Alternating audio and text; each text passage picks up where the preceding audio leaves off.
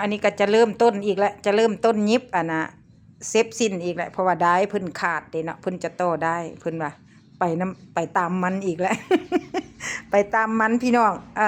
ฉะนั้นเนาะความรู้ที่เฮาอยากได้สิแหละทุกคนเฮาก็ต้องอดทนอีหลีเนาะเฮาต้องมีความอดทนเพราะว่าเฮาอยากได้เด้เนาะเพราะว่าสั้นๆแม่ยายสีจึงคอยบอกว่าขอคนที่ใจร้อยขอคนที่ใจมักเนาะถ้าผู้ใดมักแล้วแม่นไปได้แน่นอนเลยเนาะเรื่องในการที่เฮาเรียนตัดเย็บเนาะทุกคนเนาะ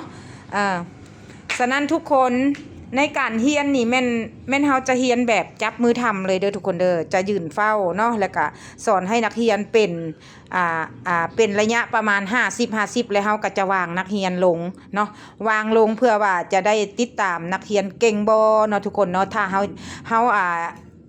นั่งนำเพิ่นตลอดนั่งเฝ้าตลอดแล้วเพิ่นจะบ่เป็นคนเก่งเนาะฉะนั้นก็เลยแบบ50เฮาสอนได้50แล้วเฮาจะตีโตห่างจากเขาให้เขามีความคิดที่เฮ็ดเองเนาะจับเองคือแบบนี้นะเขาจะเป็นไวทุกคน